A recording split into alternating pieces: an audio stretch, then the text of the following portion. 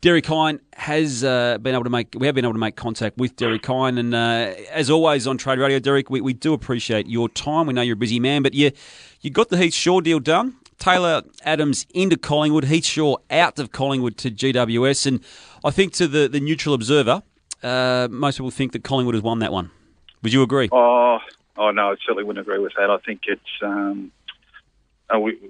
first of all, we're going to have to stop meeting like this. I think that we've been pretty consistent with our dialogue over the last few days, but it's good to speak again. From our side of things, I certainly see it as a win-win situation, and I think, Damo, that's where the little bit of an impasse was, because we both obviously value our relevant players. Yep. In Heath's case, he's an extremely experienced player at the top of his game, and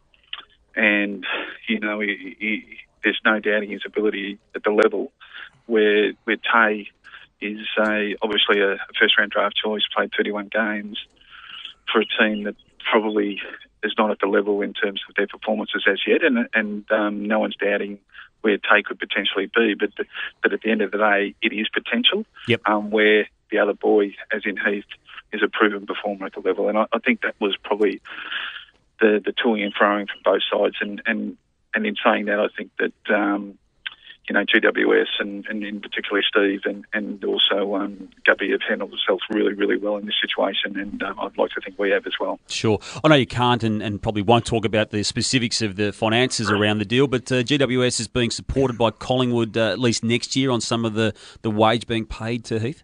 Oh, look, I think, Damien, it's well documented that Heath has a 2-year contract.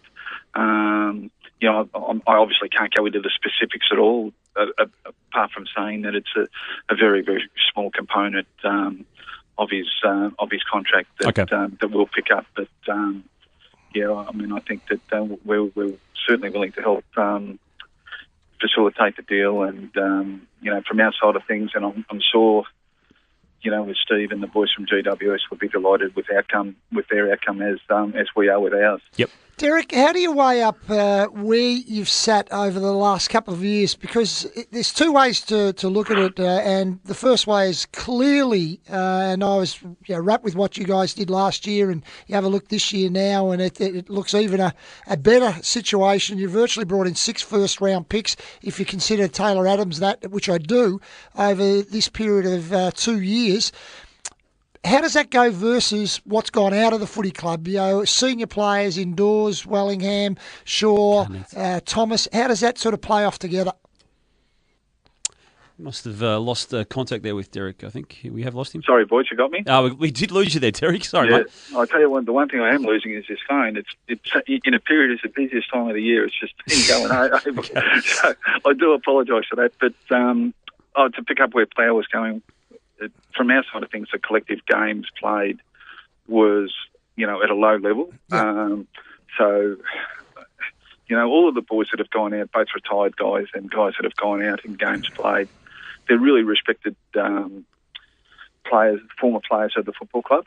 And from our side of things, it's just so important that we maintain our level of competitiveness and our ability to compete at the highest level. And when I say the highest level, I say top 4 and be thereabouts, which will give you the chance of competing.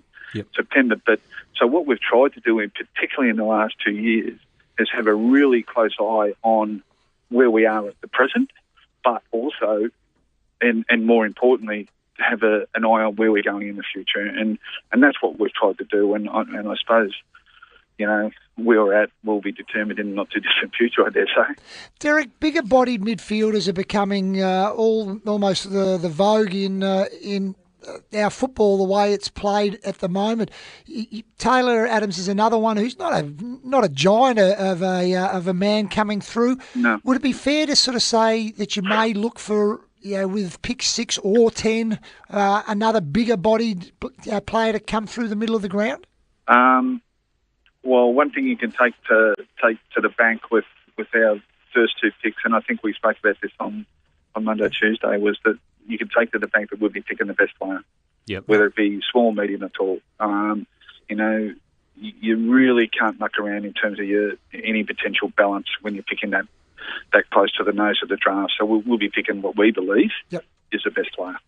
Derek, just before we let you go, and thank you again, Patrick Karnitsis, have you still got scope with what you've got by way of draft picks remaining to get him somehow to Collingwood? Yeah, we're hopeful. We're hopeful. I spoke to Robbie Fair this morning, and again, they've been really consistent in their dialogue and that, and we would like to think that we could bring Patrick in. We've had a strong interest in Patrick for, as you guys know, for quite a while. Yeah. And he fills the need, and so we'd like to think we can, but we'll wait and see how it plays out in the next 48 hours. But look, we're reasonably confident that we can achieve something with Brisbane to facilitate that trade, and hopefully it caps off an okay week for us. And would that be it? There's nothing else outside Karnitsis remaining for Collingwood?